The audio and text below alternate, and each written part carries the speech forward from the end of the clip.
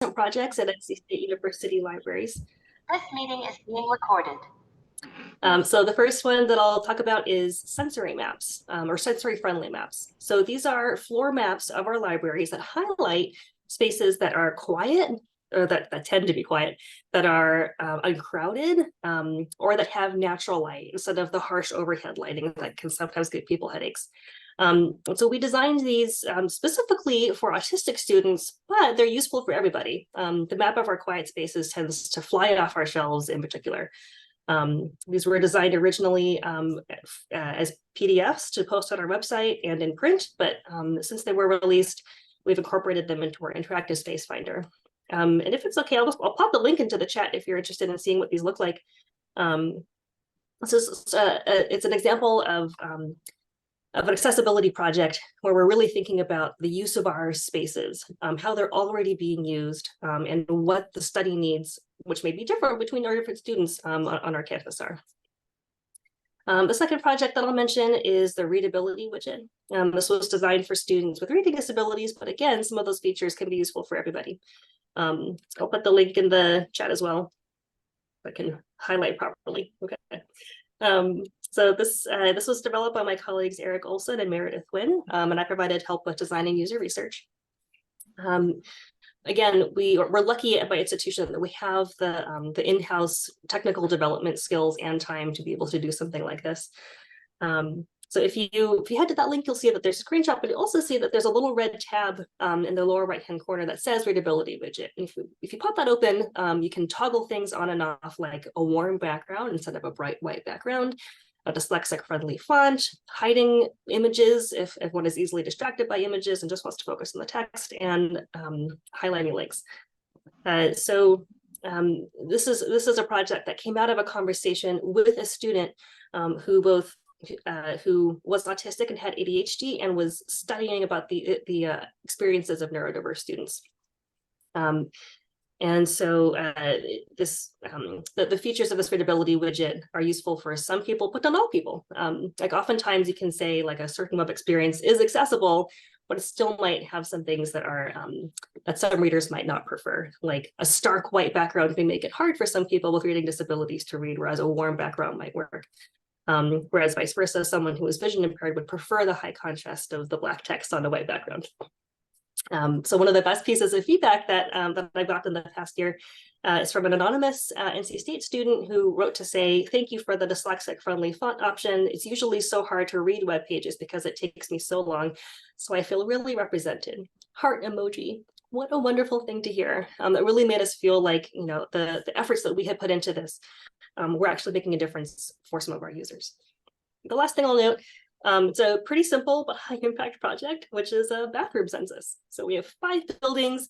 One of our main libraries is new from like 2013. So all those restrooms are, you know, ADA compliant, but our other main library, which is where I usually work, is like 3 old buildings Frankensteined together into one big confusing building. And so we conducted a bathroom census. Which bathrooms have baby changing tables, which bathrooms have hooks in the back of the doors, which bathrooms have motorized door openers, which are generally accessible and have wide doors or ADA stalls and which don't. So we were able to put that all together so that we all sort of knew the lay of the land. And then we made some public FAQ pages listing out where there are accessible restrooms, where there are baby changing stations, and where there are lactation rooms. And so those have already really come in handy at our reference desk. And those 3 things are questions that might be asked by a person who's like in a state of mild crisis. Like they really need to know, like, where is the restroom, or where can I change my baby? So being able to have that information to look up really quickly, or for someone at the desk to look up quickly, is really important. All right, so I'll leave it there. Thank you.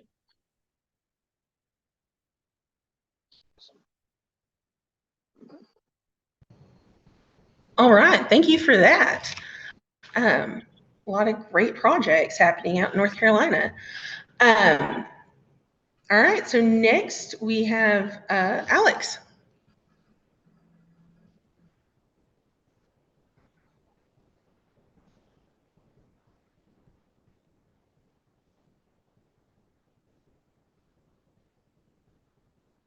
Yeah. Alex, I think you're on mute. Yep, sure enough. I was on mute. Sorry about that, everybody. I was just saying how excited I am to be here and how honored I am to participate in this. My name is Alex Tossig. I work for the Department of Rehabilitation Services in Oklahoma. We are, it's a state agency, so we do offer services all over the state. But I'm located in Oklahoma City. I'm a rehabilitation teacher, and I do work specifically with folks who are blind or losing their vision. And I work with them on independent living skills. I've had this job for about a year and a half, and it's just a dream to be able to go into people's homes or into their, work with a lot of folks who live in, senior living or retirement villages, places like that, and just help them to get their independence, either get their independence back if there's somebody who has acquired their disability or later in life, or if they have had their particular disability for a long time, and maybe they're just wanting to explore something new, or maybe they got a new job, or they're just wanting to sharpen those skills. I can work with them on that. And let me see. I should also mention that I have a disability myself. I have been a fun phrase called legally blind, which means that the government doesn't want me to drive, which I'm fine with. And anyway, so but basically I have trouble with distance vision and depth perception, and but I also am kind of in a weird spot. I guess big thing that I would really encourage, I don't necessarily have a bunch of, I'm sorry, I'm forgetting the name. Robin, I believe, was the name of the person who presented before me. I don't necessarily have a lot of sophisticated projects or anything that I'm involved in, but I do have a big passion for the disability community and folks who are blind or have low vision. And so I worked at our state's library for the blind at their reception desk. It was about 10 years ago now, but and then I worked in a different area of the library, not in actual library services themselves. But anyway, I did that about 10 years ago. And so I will put a plug here for the library for the blind. Every state has one. So definitely it's worth Googling if you haven't heard of it, and they offer free services to people who are, I will say, blind or print disabled. And so, that does include people with dyslexia or people who can't hold a physical book for some reason. They offer services they will either send you a book player, which I happen to have. Let's see if I can, it looks like that. And they'll send it to you in the mail, and then you can also receive these are little plastic book jackets that get sent in the mail, and all of those come with no cost for postage. So it's a and this is all done through, obviously, kind of like the mothership, so to speak, is the Library of Congress, and that's where all the machines come from ultimately, and all of that. So the service is streamlined, wherever you are in the country. But anyway, so that is something that I would just encourage if there are any, librarians or people like that listening, just to be aware that that service is out there, because I think there are probably, anyway, I don't want to jump the gun and get ahead of myself into the discussion that we'll have later, but there are a lot of people who don't have any idea about our services, and they could be really benefiting from them. So I think that's my intro. Okay, that's great. I love that you mentioned like the library for the blind, because I will say, being out in a rural area, what's really helpful is it'll be me who ends up helping the patrons apply for those services. Yes, that's So that's amazing. kind of a role for librarians anywhere, is helping people connect to that library when we aren't geographically near the one in Oklahoma. Right. So, but we're Right. able to help people get signed up. Yeah. All right. So next, we have Aiden.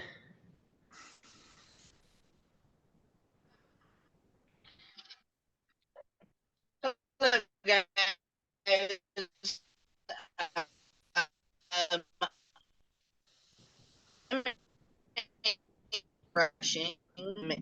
Oh, you're having trouble hearing you. Years progressed into requiring. First, it was just a cane. Then it was walking sticks. Then it was a walker, and now I'm an ambulatory user.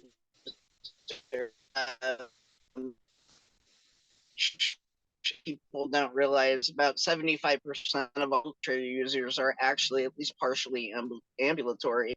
My journey with libraries as a disabled person started about 15 years ago when I decided to go back to school. And I was amazed at how much there was, but every time I found something new, I was like, how come nobody told me about that? Or like, I would have never figured that out all on my own. And that's kind of progressed over the years with different institutions, either that I've been at or have friends who work at. Like, there is progress being made slowly but surely in the right direction, hopefully. But my big thing is that it's not just a frustration impact or I can't get into a building or read my book impact. There's real psychological damage that happens every time you run into a moment of inaccessibility. At least for myself personally, because it just ends up highlighting all of the speed bumps that are in the way, or how it would be nice if I wasn't the only person who needed this thing, but I need this thing and now I can't do it. And I think a lot of people, I'm actually friends with Alex, so we have a conversation all the time. I think a lot of people assume they're never going to be disabled, and so they don't take the time to gather up any empathy or try and look at it through somebody else's eyes. But most people, if they live long enough, like something's gonna stop working eventually. So I think preparing spaces for that psychological impact might be a challenge, because people aren't always very open to talking about those sorts of things. But I would encourage more maybe one-on-one conversations, especially if you do not have any disabilities, to kind of discuss like the frustration and anger and sorrow, the roller coaster ride of fun times that you can have struggling with accessibility issues. And that, for me personally, is only highlighted even worse when it's a government building, or space, because I feel like shouldn't we be setting the example here, maybe? So yeah, the psychological impact of inaccessibility or those roadblocks that seem to happen, it takes us longer than everybody else, and we have to plan ahead more than everybody else. If I've never been to that restaurant, I need to call ahead and make sure I can actually get into that restaurant. What if I can't get to the bathroom? Then you deal with that day in and day out, and it definitely ends up having an emotional impact on disabled people that I think just doesn't get talked about enough.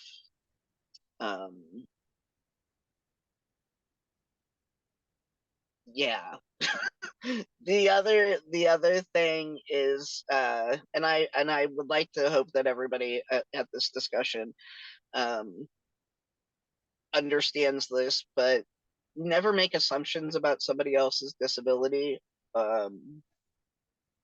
because you definitely don't know for sure. I also deal with a brain injury, which makes talking and things like this sometimes very difficult, or having to relay a lot of information.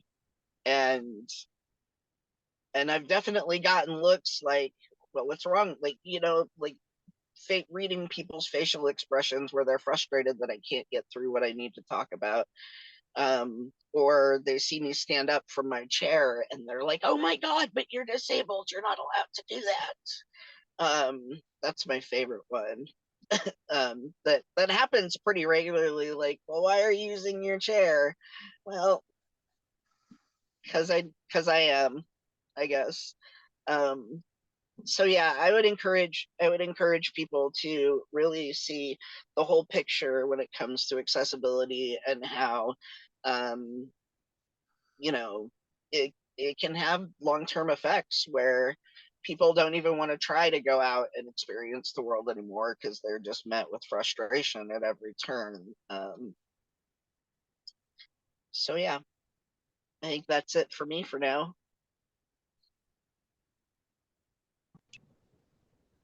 All right, thank you for that. Moving right along. Next, we have Alicia.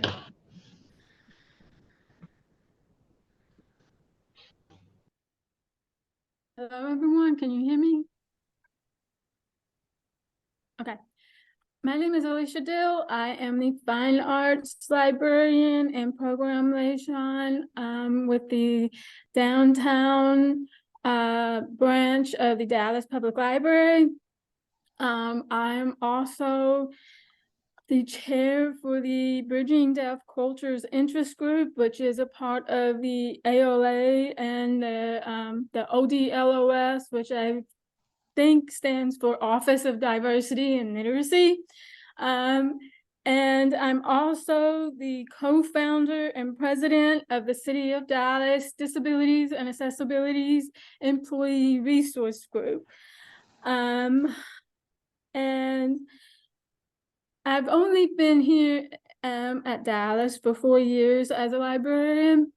Before that, I actually have a background in criminal justice, where I have a bachelor's, master's, and PhD in criminal justice. In fact, I am a lot older than what I appear to be. I'm 41. So, and while I was transitioning from criminal justice to librarianship, I worked as a life skills instructor with a local organization that taught nursing home residents with developmental and intellectual disabilities different life skills, how to interact with each other, how to perform their own hygiene, like brushing their teeth, cleaning themselves, things like that. So I was actually instructing them, how to do these things. Even though I currently live in Dallas, I'm originally from East Texas. I do have some family connections in Oklahoma. Supposedly a grandmother a distant grandmother was a part of the Cherokee tribe, and I'm related to all of the Parkers. Gowanna Parker is a distant cousin. His mother, Cynthia Ann, is the sister of my great grandfather, I think it is. So if any of you are Parkers, it's nice to see you. and my disabilities, I believe I have multiple disabilities. I have bilateral deafness, but I do not know sign language. I grew up in a hearing family, and I did not lose my hearing, or it was not noticeable until I was right around junior high age. And so coming from a rural community, there was not a lot of information or resources or anything like that. And so nothing was ever done. I did not receive accommodations until basically I got this job here in Dallas. I never knew I could even ask for accommodations. So I went through all of the college without any accommodations, all K through 12, no accommodations whatsoever. I also have a generalized anxiety disorder, but I've always identified as being an introvert and neurodivergent, but after doing my own little research, I'm convinced that I have ADHD, maybe slightly autistic. So I'm in the process of trying to find out how to get a formal diagnosis about that. And so as I said, I'm 41 years old and I'm still learning about myself. And I think that's something that, you know, especially librarians, as we interact with the public a lot, to be aware of that some of us, you know, to have a patience, because some of us are still learning about what our disabilities are, especially if it's like an invisible disability, to be aware of that, because some of us just do not know, and we're still in the process of learning. Let me see if there's anything I've forgotten. I don't know. I think that's it right now. Right as the chair for the Bridging Deaf Cultures Interest Group, I became the chair last year, and so we've been working on a lot of projects. You know, we've been presenting at the annual conference. We've been wanting to have a greater presence at the conferences. And we're working on different projects to a resource LibGuide, just so many different things that we have planned, and I'm just excited to discuss that. But that's all I have right now.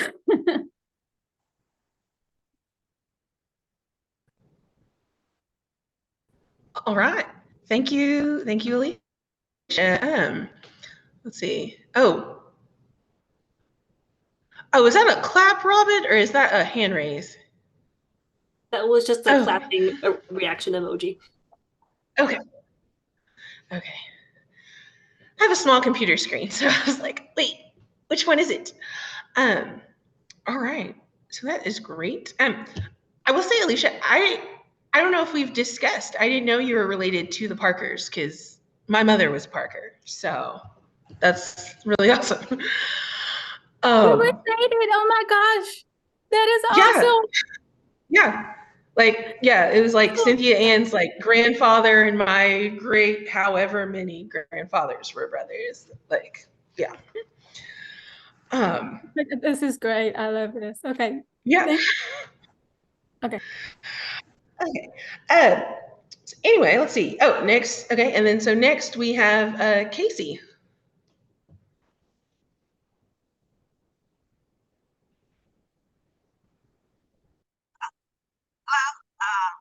I'm Casey Che, and I also work for the City of Dallas Public Library.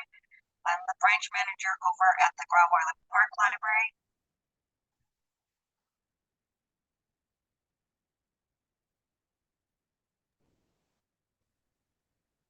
And so I'm locked in the office of Oaklawn to do this panel. I think I'm the reason why we have an interpreter today, because I am deaf. I've been deaf since as long as I can remember. I was diagnosed when I was 4, and unlike Alicia, I started deaf education when I was 4 because I was living with my grandparents at the time, and they were very strange grandparents. They learned to sign with me. So my first language is sign language, American Sign Language, and then my school was weird in that back in the day of the 80s, go ahead and do the math. There was oral schools where they taught you how to lip read and speak, and then there were signing schools where they taught you ASL, but never did the two meet, and the two kind of rivaled each other.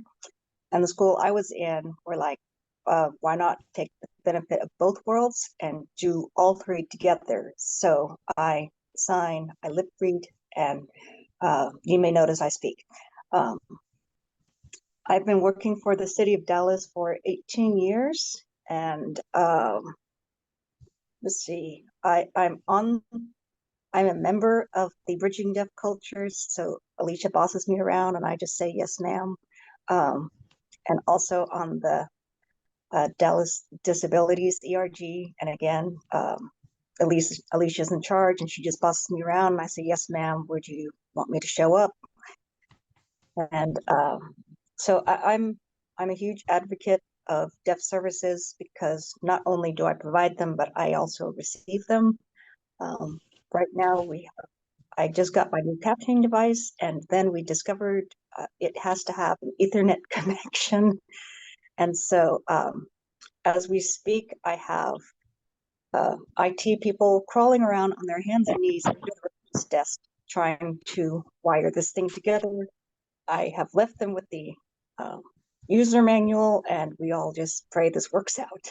So, and I guess that's my spiel because Alicia's pretty much said everything, and I just echo her on that.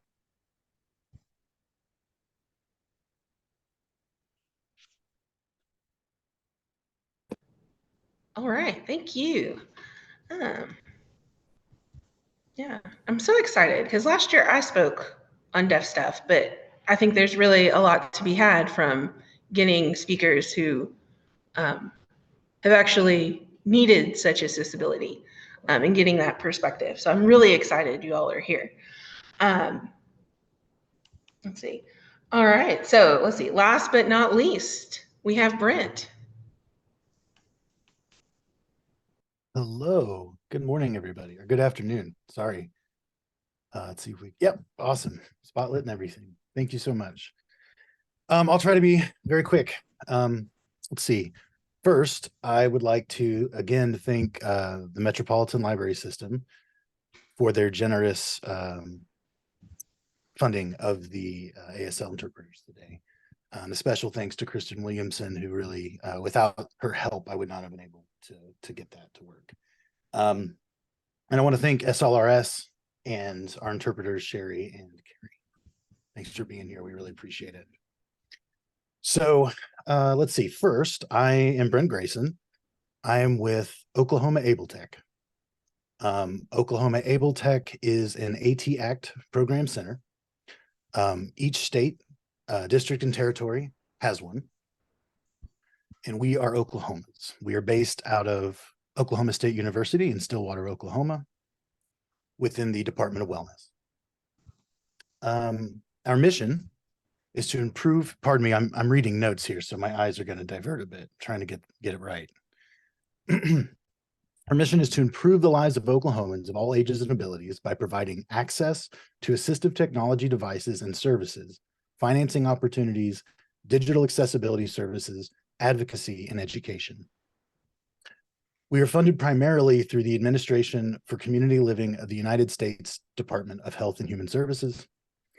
And that funding is made possible through the Assistive Technology Act of 1998 as reauthorized in 2022. So my position, I am an instructional designer and digital accessibility specialist. So real quickly, I just want to tell you everyone what digital accessibility is and what its role is. So digital accessibility is a process and a design philosophy that aims to make digital content accessible and usable by everyone. And although we may never achieve 100% accessibility due to various things, funding, technological limitations, etc., we never stop trying. It is a process, and one which we take on proudly. The role of digital accessibility is that it works with assistive technology as a sort of bridge between the assistive technology devices and digital content. In order for assistive technologies to work properly and for all users, for all users to have an equivalent and meaningful experience, digital content needs to be designed with accessibility in mind. Fortunately, accessible design is just good design. So working on digital accessibility makes all of your content reach more people more effectively. As you have listened to the experiences of the others on the panel, you may be wondering to yourself how to get started on this path to addressing accessibility in your environments, or perhaps how to improve efforts that you've already started, or even ones that have stagnated and paused. I'm here to let you know that Oklahoma Able Tech is here to offer support. We have worked with libraries across the state, as well as all manner of other institutions. Most of our services are free to nonprofits and state or municipal organizations. There are folks in the audience today with whom I've worked, and certainly with whom Able Tech has worked with. DRS is one of our big partners, and we love working with them, and we hope they love working with us too. And so I will just leave you then for now with a link to our website where it goes into much more depth than I can in this moment, with the list of resources and things like that. It is www.okabltech.org. That's www.okabletech.org. And we have been working on a series of digital accessibility courses. We're still working on them. They're not finished. They're coming out as we can get them done. And so I invite you to go to our catalog of courses. They're free for anybody, and we'd love for you to take them or have those you work with take them. And this is a much longer email address. I apologize. I'll read it orally first. It's oklahomaabletech.catalog.instructure.com. So okabltech.catalog.instructure.com. And that's it. I hope I can be helpful today. So thanks for having me.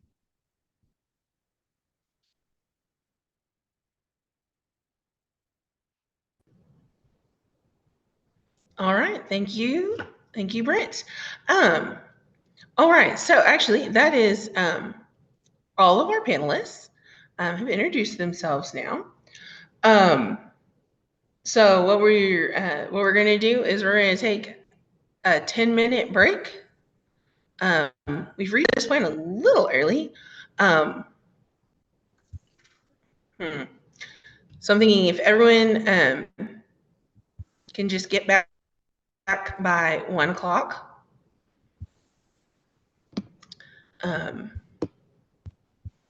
That would be good. And I see the panelists have been adding some links to the chat.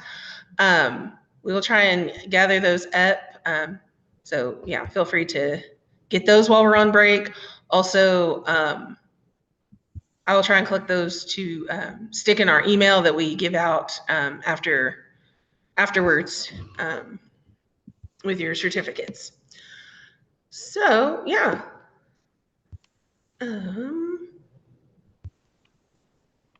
So yeah, we'll have more time for discussion is what I was thinking, Brent. So yeah.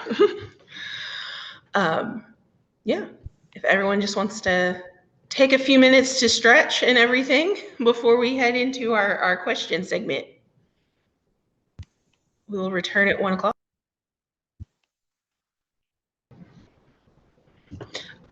All right, so I guess we'll head into our questions. Yeah, so let's see. let's see, I emailed these to our panelists, and I'm sure they all have some great answers and information for us today. To get started, we have how can libraries effectively communicate and market their services to attract individuals who may not be aware of the resources and opportunities available to them?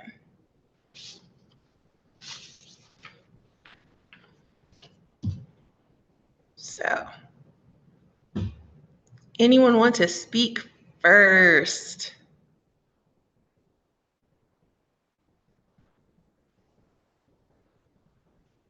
Because I like this question, because I will say, as a hearing person who works at a library trying to reach out to the deaf community, I think it was maybe definitely a putting- challenge. Right. Yeah, it was definitely a challenge to let them know like what we have. So Right. Well, and what I was thinking is, I think that it starts with education, is that you have to know what's out there, you know. You have to understand the resources and the programs that are already in place for these communities and populations served. So, I'm so glad that you know about the Library for the Blind, Jennifer, but so many people don't, and that's not the only resource. I think that I'll just briefly say, in addition to being educated about the resources available, I think a bare bones, and even more immediate thing is to just be aware of people who have all kinds of disabilities, which is easier said than done, because the handicapped symbol is a wheelchair user, but disability looks all kinds of different ways. And even the world of blindness is a spectrum. And so we can, I don't know if anybody else has any thoughts on that, but that is what occurs to me, definitely.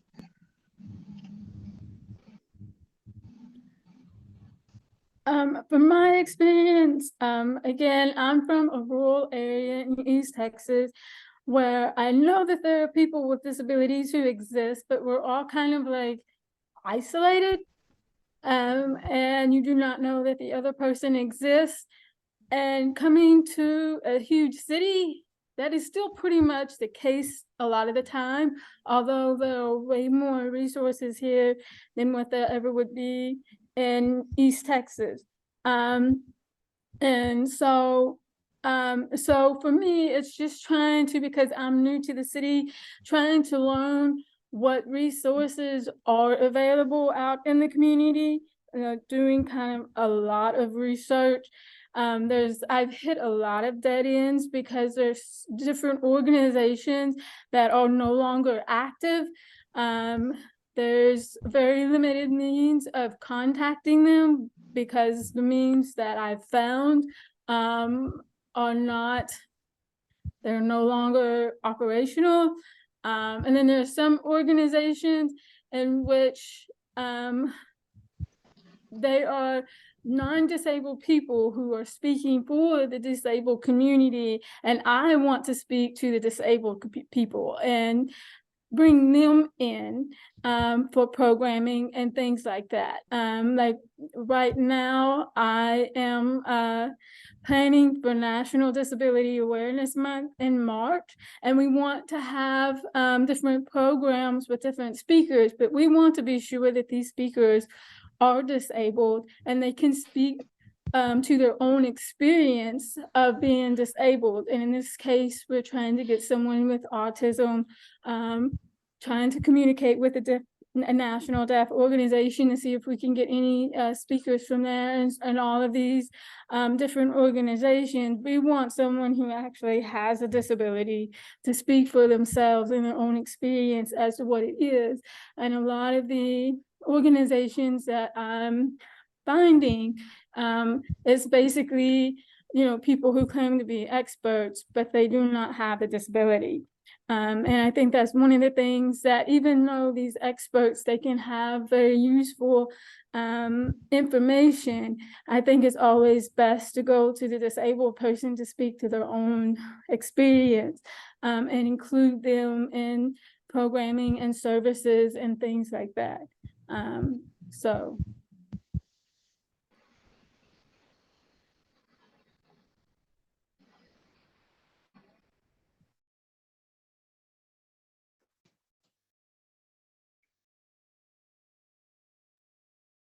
I can share just a few things that that I learned about how to talk about some library services. Oh, and I'll plus one what everyone has said before.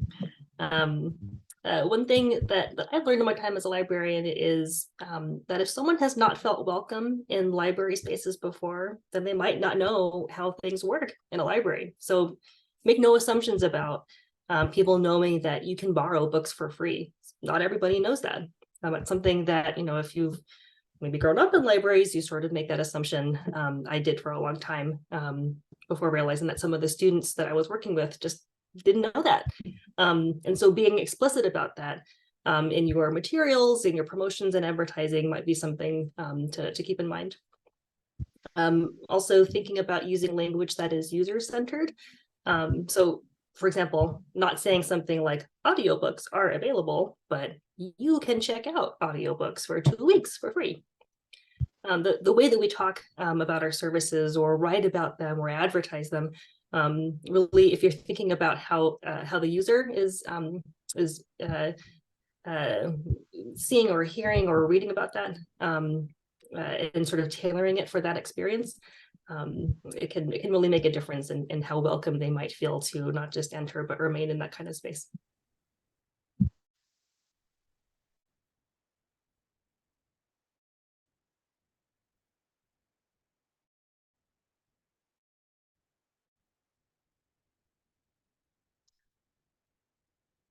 Yeah, I'm thinking that even you mentioned you know, awareness of services.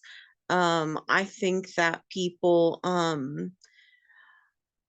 I was thinking about like even things like internet access. You know, libraries are and when we're thinking of just the disability population at large, um so many people are unemployed and are at or below the poverty level, that simple things like being able to use the internet, whether you're looking for a job, whether you are just looking for information for services that can help you,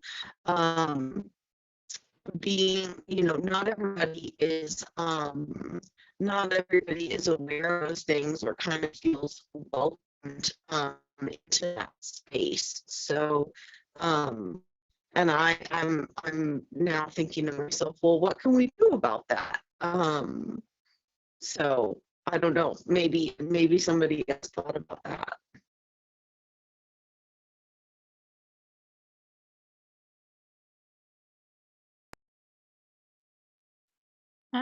I would like to add that it was mentioned about, you know, about the language that you use to promote the library services and things like that. It reminded me oddly of how, even though we think of the library as this very welcoming place, for some within the disability community, it's not considered a welcoming place because it's inaccessible in different ways.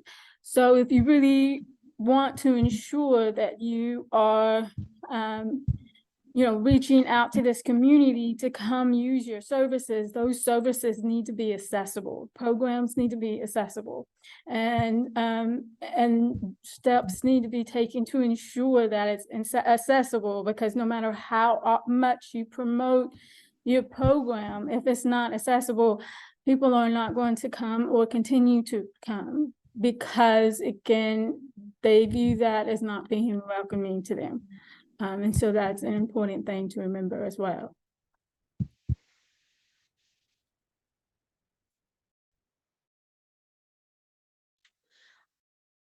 Something One else of that the, oh, sorry, Alex, go ahead. oh no, you go ahead. You're too kind. One of the ways that we sort of approach it at Oklahoma Able Tech, when we're trying to do trainings to people about digital accessibility, is we talk about the impact of disabled this disability community, and how large it can be. One of the the statistics for those who identify with a permanent disability hovers somewhere between 24-26% in the United States, 20% worldwide. But when you start to add in situational or temporary disabilities, that number really shoots up. And if you design to accommodate or just be accessible for the permanent disability, you tend to cover the temporary and situational elements as well. And so we really try to emphasize that the number is a lot larger than you probably know and will ever know. And so it's something we just have to do it with intention from the beginning. And that includes talking to those with disabilities, disabled people. That includes making resources available. That includes procurement and trying to get library management systems that have OPACs that are accessible, things like that. And so in terms of getting those things out to people, it's really a communication issue. It's a PR issue, but it's also an issue of having those resources at the library, making them available in that way to everyone. So it's sort of a candle that burns on both ends. It's tough. It can be tough to solve the problems, but working towards it, I think, is really important. And I think personally, and maybe I'm a little biased here, but I think partnering with community resources can really magnify or have a force multiplying effect to get the word out and to get those services that you need to make your resources more accessible, and even for your patrons to have maybe the assistive technology they need to then access that stuff. So I would really try to build those connections, because I think that really helps.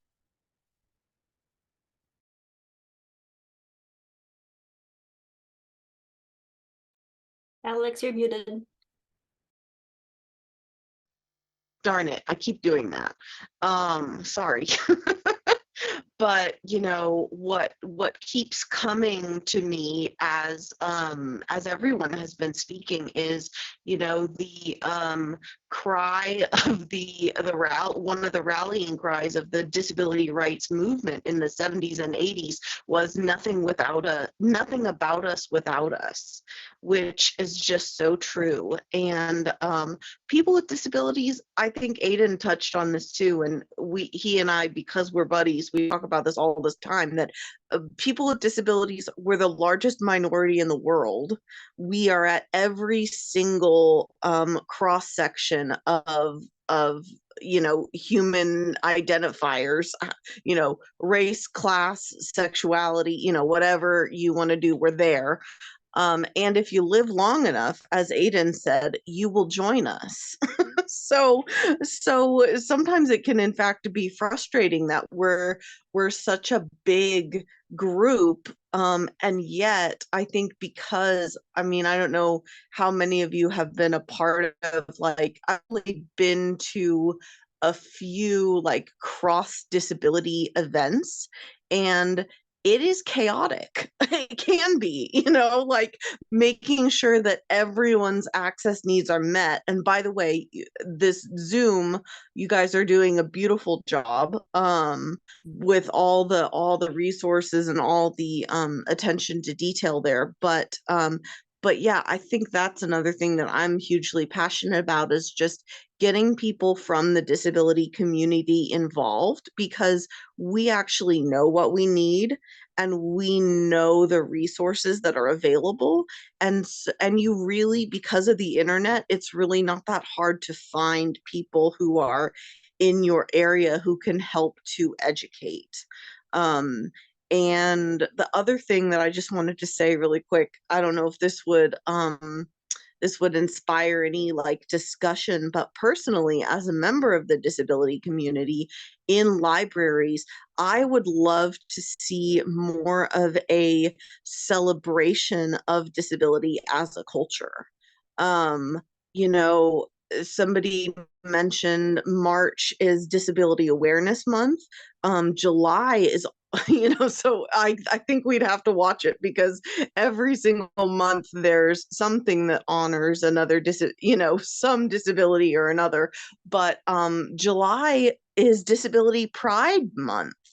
And there's disability history out there. I think of Judy Heumann, who passed away this past March, and I would encourage you to look her up if you've never heard her name.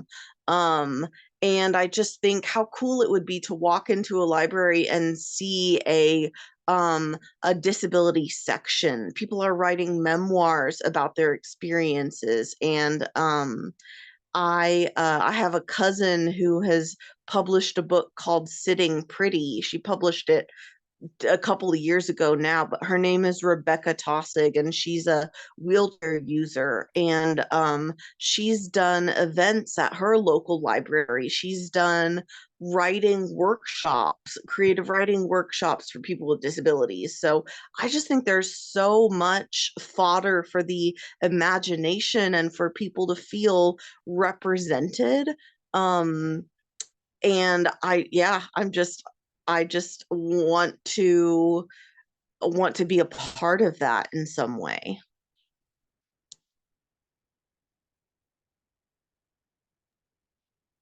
I have a question for you, Alex. Uh-huh. If you had to choose, so Ooh. suppose there was a limitation between Mhm. Disability Awareness Month and Disability Mhm. Pride. Suppose I can only do programming for one. Which one would you prefer? Oh, Disability Pride. Because that, to me, is the movement that is to me that's the movement that is created by people with disabilities. Working for the state of Oklahoma. I'm loud and proud about disability anytime. I'm happy to go out and campaign and talk to people about disability representation and disability rights. But there's nothing like being with your people, so to speak, and at an event that is inspired and fueled by other people who are like you. So that would that would be my pick personally. Excellent. Thank you. Sure. Thanks for asking. I'm sorry in advance, everybody. I'm a real chatty Cathy, so just put me on mute. No, it's fine. It's all good because you really just kind of moved us into the second question anyway. So without me having to like fully read it, which is good because yeah, because I definitely think when we're talking about adding programs, there's there's including people in the programs that you have already, like a craft night or something. And then there's programs that either teach people possibly from outside that community about it. And there's programs that reach the community that you're focused on. Because I've definitely had to divide up stuff within the programs I offer here at the library. Because like if I have an ASL class, everyone's like, oh, you're doing something for the deaf community. But not really. We have a really high ASL fluency rate because we're so close to the school. And so, no, the ASL, this is just helping the rest of the community to be accessible when I have that kind of program. It's not necessarily for those people that are deaf already and already sign and already, do all the things. They need something else. So I'm working on getting like ASL speakers to come talk to them about stuff. But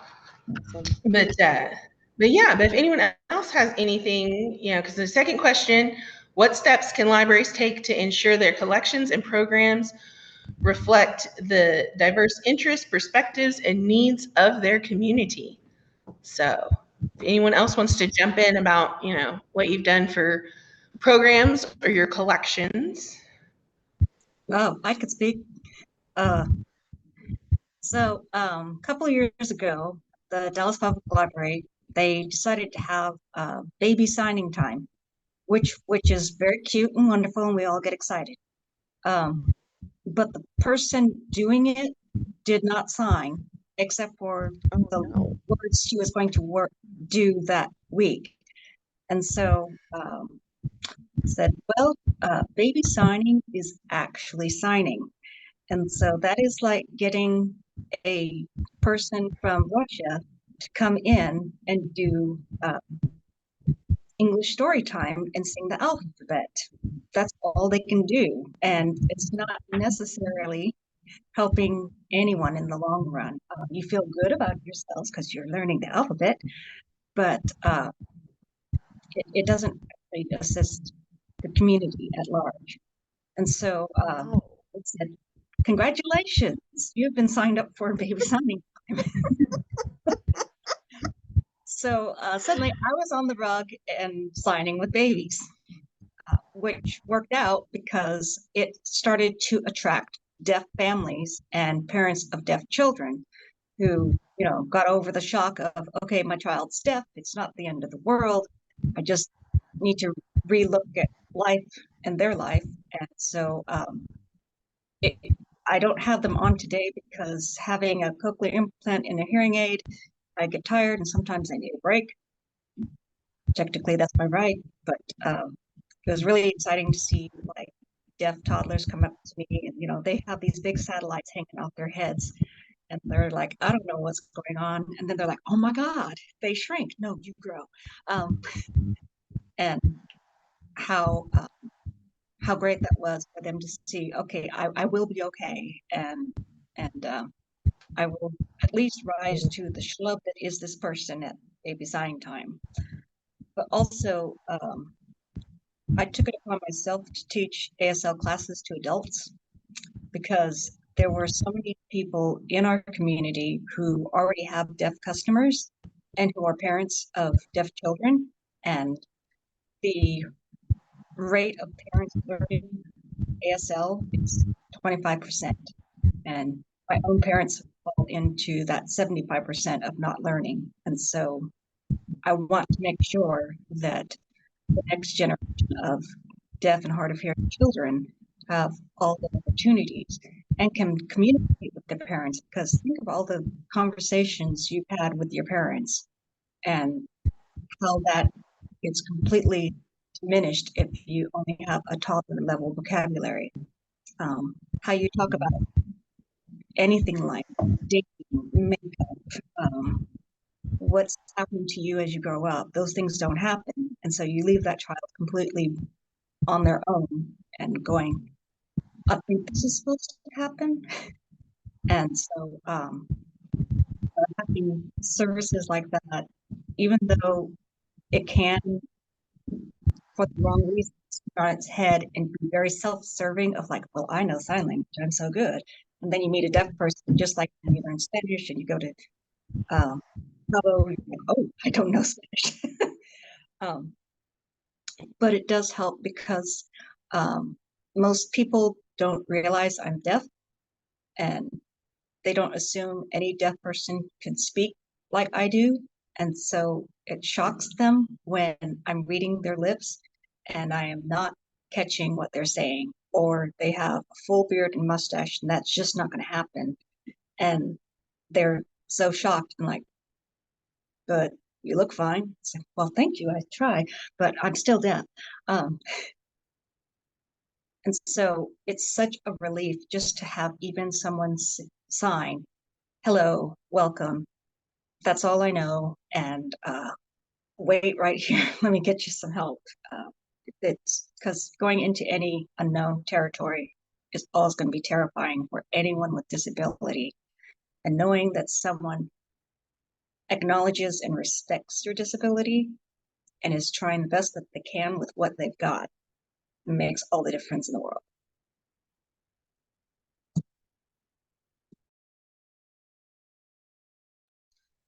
Can I hate to say something again, but I just wanted to jump in. Casey, you're hilarious. Oh my goodness. I'm cracking up over here. Um, but I also just wanted to say in regards to, and just encourage any librarians who are on here, or anybody who has any kind of, I don't know, just influence in their community, is that you know, Casey, the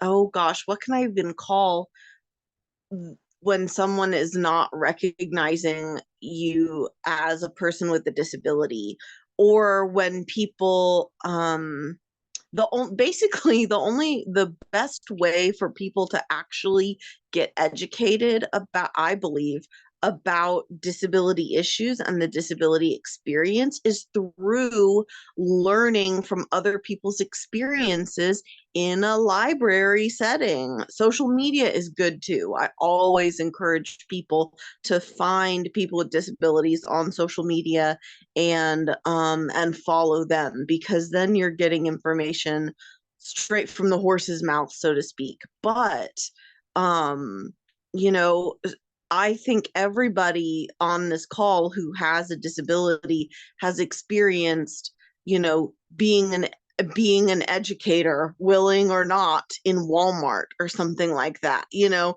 someplace that we didn't sign up for that, you know, and some people are more comfortable with that than others. And so it's not fit, that's a burden that we're putting on people with disabilities, is to, hey, I have this medically curious question about your life, and you need to tell me, you know.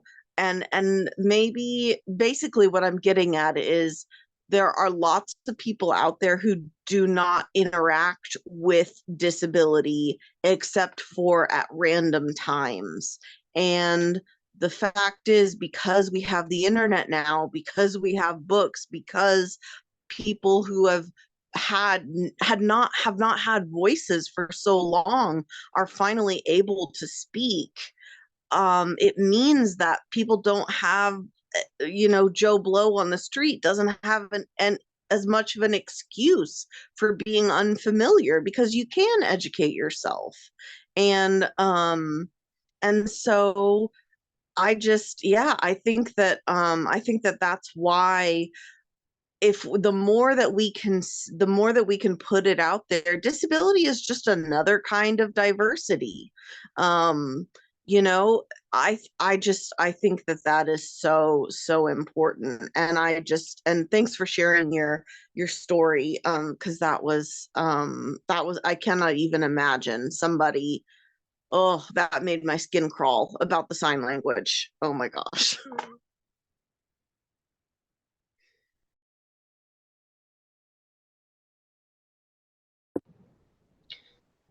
One time when I was working with the Amarillo VA,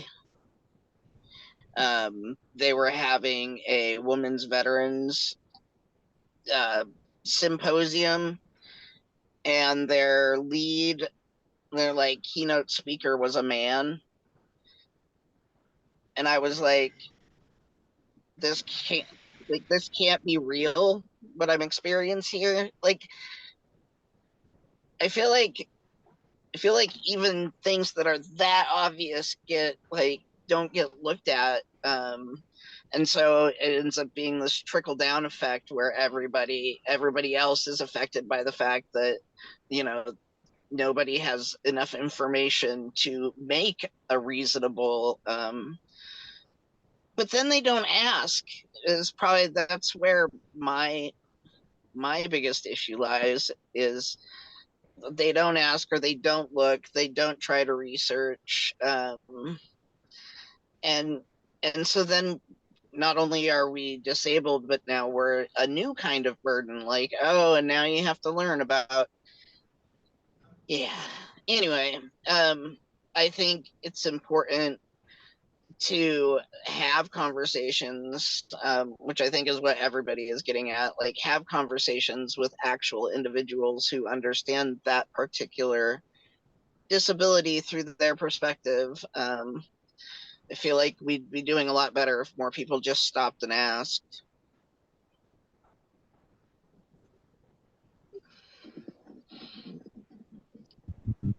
I definitely agree with what Aiden has been saying, and others too. But and I'm also assuming that being asked so much can be exhausting, to have to advocate and educate so frequently. So when I'll just share that one practice that we've been doing at my library is to like actively seek out student activists, but also recognize that it takes a lot of energy to be doing that kind of activism and advocacy for themselves and their classmates. So we pay them the same rate that we pay our expert consultants, because their time and their expertise is really valuable to us. So we'll have a 45-minute interview. We'll send them some questions ahead of time, and then we'll compensate them $75 for that time, which I think for a student sounds pretty great. That's been really, really helpful for us, because there are things I might say things that would be obvious for the people on this call who are disabled, but we might say have a bathroom that we sort of check. Okay, that is ADA compliant. That's an ADA accessible bathroom. But a student that we interviewed who uses an electric wheelchair let us know, like, well, it's really useful for me to be able to have something like a big hook on the back of the door so I can close it. And that's something that I struggle with. Or my wheelchair is wider than what the guidelines say, and so I actually cannot fit into some of these spaces that you are saying are okay with the ADA. So we've learned so much from these conversations that we've had so far, and our goal is to do just 2 of these interviews a year or more. But we're also lucky that we're on a college campus that, it's easy to find student organizations that are advocating for disabled students or neurodiverse students. So just making that effort and having that goal has been really great for us. I mean, yeah, compensating people for their time. What a novel concept. Unfortunately. It truly is. Yeah. It's their experiences, and that is expertise for us. Like, we really, truly value that, and there's no other way that we would be able to talk to real users in an authentic way, sort of long form interview. Right. Yeah. I totally agree with what you were saying, Robin, that it's great to ask people, who are utilizing these services, but I really appreciate your awareness of, not wanting to overburden people. And I just think that, there were some questions I think that we were emailed about, what are some things that people could do to make things more inclusive? And I think that we basically, okay, let me see if I can say this clearly, but I think sometimes in our politically correct world, we can get bogged down by, not that we don't need to accommodate like the ADA and accommodate in every way we can, but sometimes we get so bogged down by that we don't engage when we should. And I think that there can be so much good that can be done for those of you who work in libraries or different places like that, from just, for one thing, watching, You know, if there are people who you see, especially people on a consistent basis, ideally, who are struggling with one aspect or another, whether they're struggling to use the computer or struggling to read some print or something like that, you know, if you can find an empathetic and a you know, not in a way that's not going to embarrass them, to ask, hey, is there something that I can do to help you, or point them towards a resource, like what a great thing that would be. Because unfortunately, with there being so much stigma against, you know, disability, you know, people don't want to identify, and a lot of people aren't going to admit the needs that they have. And so obviously there's nothing you can do about somebody who won't tell you what they need, but at the same time, it's like, if people can have their needs met and just and be asked when it's seen, and if you can do something to accommodate the people in your area who you know have certain needs, then I think that is an amazing thing. And yes, paying people to be advocates. What a cool thing. I loved hearing that, Robin. Yeah, I'd like to add just a little. Oh, I'm sorry, Alicia. Go ahead. I just saw that you were trying to No, jump in there. Go ahead and I'll go after you. Okay. I just wanted to add and emphasize, I think it's so important. I know Alex and Robin both touched on this, but there are a slew of standards, whether it's ADA, Section 508, WCAG, that handle a lot of accessibility issues in both the assistive technology space and the digital accessibility space. And we really try to emphasize that hitting those standards, that's good, but that's not really the goal. The goal is to make people be able to use the thing they need to use when they need to use it. So, you know, just quality of life improvements for everyone. And if you're designing it well, it is a quality of life improvement for everyone. And so, really, we emphasize away from the checklist. I mean, obviously there are legal, you know, components here, but we really want to go above and beyond where it makes sense, where your organization can. And that means in a library setting, it could mean if you're doing outreach for programs and you're putting out videos on your YouTube channel, or you're putting out PDF documents or something like that. If you're putting out a video and it's got information that's conveyed visually only, make an audio description version of that video. Learn how to write, to use the YouTube Studio to manually edit your captions so that the auto caption isn't just gibberish to the person who tries to watch it. These are things you can do, often at very little cost. They're what we would call low-hanging fruit, and anyone can do them. So, you know, we really emphasize asking the question, you know, how can we just improve? And to second what Aiden, actually what everyone here has said, probably me least of which, but maybe I should say it more, is that talking with people who have disabilities, disabled people, they can give you a lot of information that's really useful. Talk to your patrons, talk to your customers. They will tell you what will help them. And it's our job, it's our responsibility to address those things. And I'll shut up now. So 2 more things that have popped up into my head. Apologize for interrupting. One is, I assume that a lot of people watching this have underlings. So it doesn't stop with just you. Share the message across the land, because especially those who are on what you would call the front line of customer service, who are on the service desk and providing the service. If someone comes in and says, hey, where's the captioning device? And they look like a deer trapped in headlights, that's not providing service, that's not providing ease, and now everybody's uncomfortable and nervous. And so you don't want to just learn for yourself, but you want to make sure that everyone involved is involved. So, you know, share the resources, share the training, and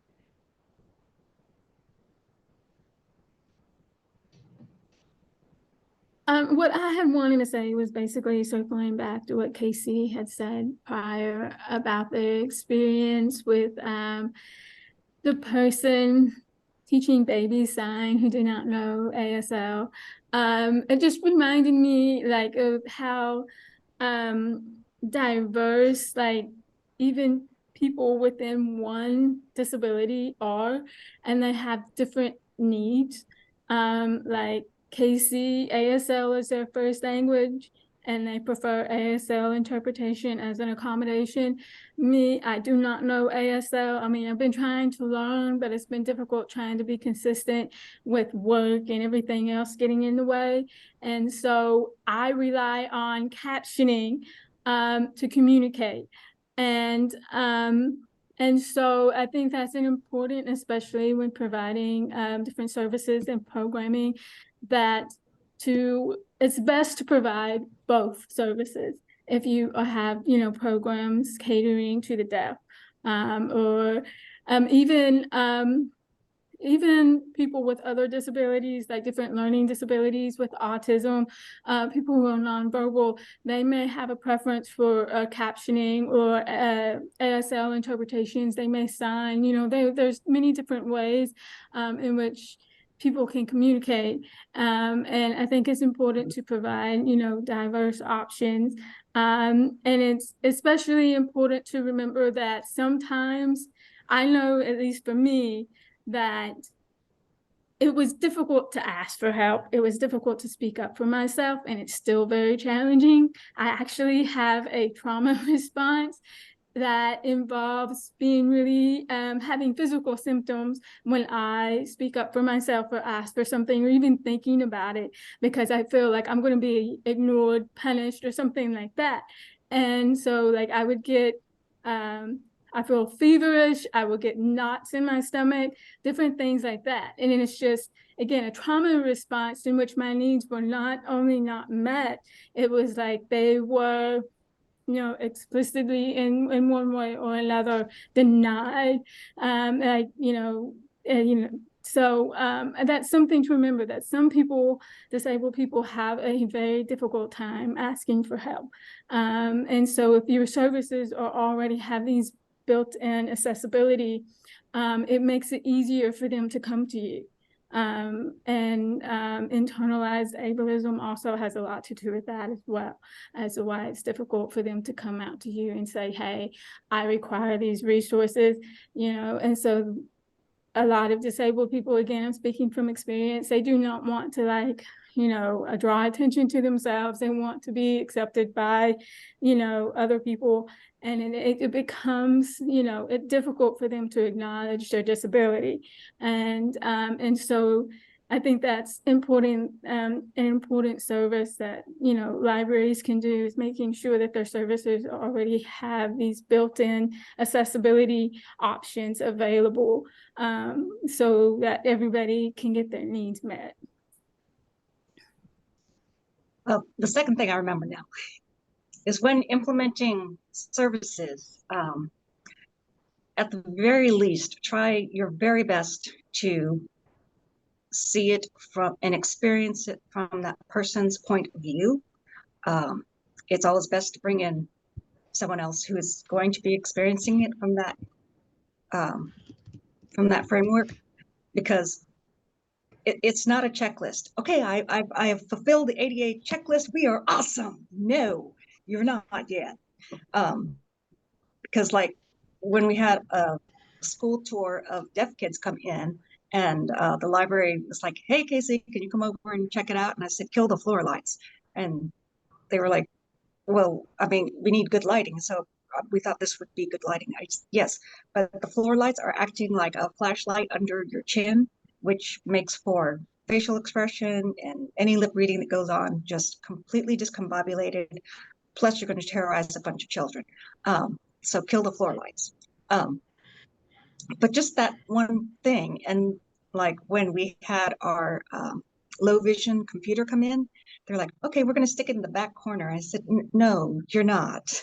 I am not going to have someone with low vision meander and try and find their way all the way through the shelves to get into the back corner of shame so that they can use a computer. We're going to put this up front. We're going to put it on the end.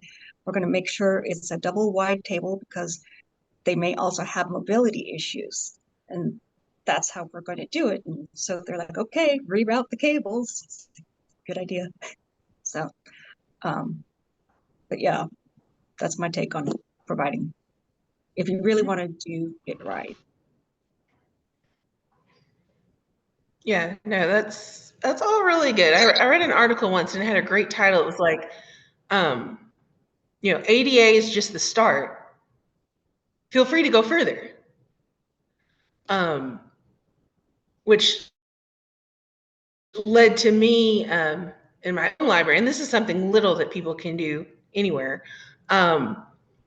My juvenile chapter books were on these shelves, and they kind of make like basically an M shape. So I weeded a whole bunch of them and moved some of them around. So now they're like a big wide N, because originally they were wide enough to count for ADA. But by removing the other shelves in the middle, it made it wider. Not only could someone in a wheelchair be able to like turn around as they were looking at books, but like parents with strollers were able to get closer to the shelves and work with a child and corral all the siblings too. And it just kind of surprised me how it was just kind of everyone can benefit from just little changes that you make. So with that in mind, we're to the point where, does anyone have any, questions? So yeah, so stick questions in the chat. Let's see, I see one, let's see. Our library system has implemented digital accessibility on our website. Oh, my chat keeps moving. We have ILA devices at our service desk, both of which are helpful. Brent mentioned ADA and Section 508. Are there any other websites or trainings we should be aware of?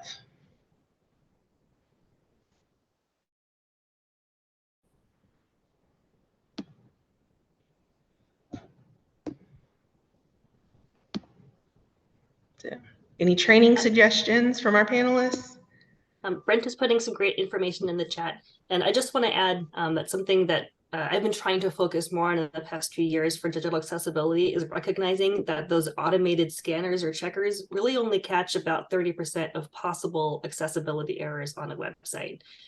Brent, correct me if that is wrong.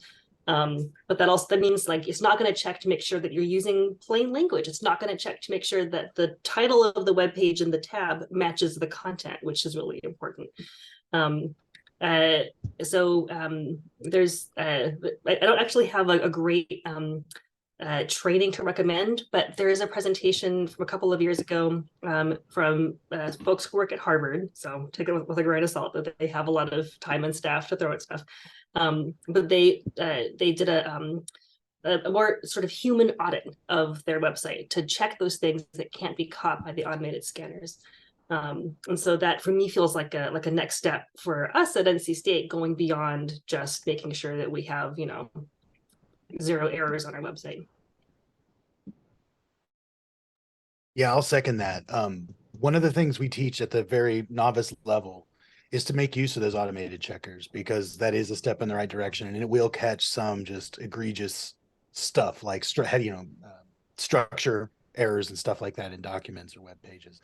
Those can be really helpful, but you're 100% right, Robin. They do not catch everything, and some stuff they don't even get close. And so it's a combination of automated and manual testing that you really have to do in order to make sure that your content is good. There are resources online that can walk you through that process. I will say we have a basic web accessibility testing course that is in the process of being moved into our catalog, and then it'll be updated later next year. That goes over the very basic parts of that. So that's just one example. WebAIM has some really great resources, and University of Washington, I forget the name of their testing website, but University of Washington digital accessibility testing website. If you Google that, it'll come up. I cannot recall their name right now, but that's a great resource too.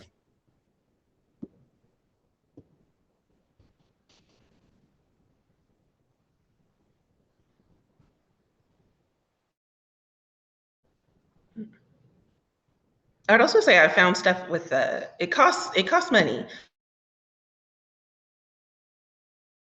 But ALA classes sometimes, like they had ASL for librarians. So there's becoming, yeah. So I'm working on learning ASL. But thanks to that class, I seem pretty proficient at the library. I can ask you about like, where are you faxing this paper to? But then people ask me like, how are you doing? And I'm like, I haven't learned the signs for that yet. So it's been an adventure, but definitely it was a good place to start. It's business purposes only. Yeah. um, You could check to see if there's a local deaf organization that teaches ASL that are being taught by actual deaf teachers. I did start to take ASL lessons this past year, and the teacher is deaf, but it's just that I got too bogged down with work and too exhausted when I got home for me to continue the classes. But I'm hoping that at some point I will be able to have enough energy to get through the rest of the day to attend the classes. But I think that's probably the best option. Definitely learn from a deaf teacher, because there's so much nuance and stuff in sign language that you're just not going to learn even from a fluent hearing person in ASL. So. And it's the same with any language. Ours is just more quiet.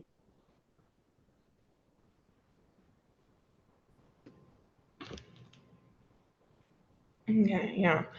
Oh, and I would say OSD is currently they're currently having their beginning ASL class. So and that's open to anyone anywhere. They're very proud of the fact that they always have people from like around the world on their online class. So definitely look into that. Let's see, we have another question. We had a customer who has macular degeneration. So she has low vision, which Zoom is cutting off on me. All right. Degeneration. So she has low vision, which she said may progress to her becoming legally blind. She needed to write something important, and was not able to utilize the keyboard we have for people who are blind or have low vision. We use Google Docs speak to text feature. Are there any other devices to help customers who have these needs? Yes. There definitely are. I would encourage her to and assistive technology is not exactly my area, but I do work with a ton of people with macular degeneration, and if this lady is well, anywhere she is, whether she's in Oklahoma or Texas or wherever, I would say she could definitely benefit from state services, having somebody come in and help her with all of that. Sometimes it's just as simple as if she has a smartphone, it's just as simple as unlocking those smartphone features. But there's dictation software that she could use. Alexa can do amazing things. So there's a lot of options. There's a lot of options out there. And if anybody, I guess we all in this group kind of have our areas of expertise, and I think we're moving forward with the idea that we can get in touch if we have questions or needs that somebody else can help us out with. So anyway, that being said, if anybody has any issues with people who have vision loss, definitely reach out to me. I give you permission.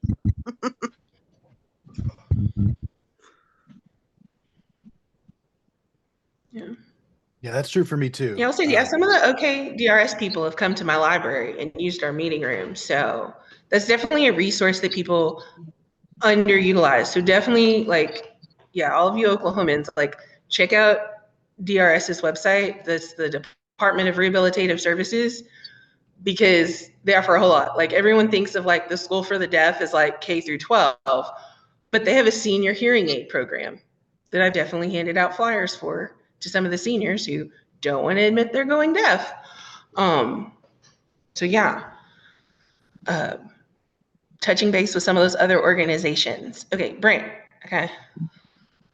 I was just going to add that same thing. At Oklahoma Able Tech, we work with DRS. We work with, there's with workforce specifically. It's a project that we do with them, the State Department of Education, all of that. And so, we don't just work with your institution. We will work with your individuals that come in, and they don't have to even have a relationship with you. They walked in and they got our number or information. They could go off. It would have nothing to do with the library, and we would just help them because they are Oklahomans. We work with all Oklahomans, all in the state. So yeah, I will leave an email address for me personally, but you should visit the website because I'm only a little bit of accessibility, but the team is all of it.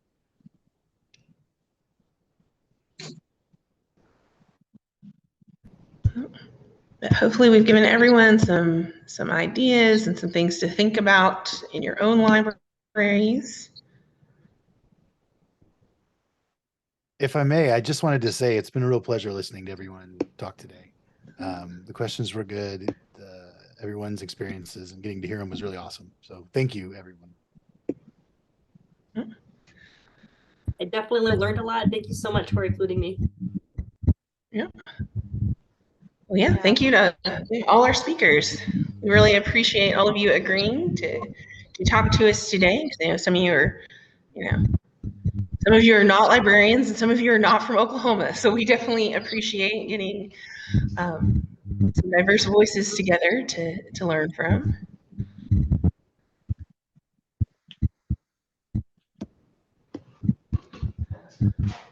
So I was the librarian. I never said that, but I was a librarian for over a decade. So just throwing that out there. Oh, yeah.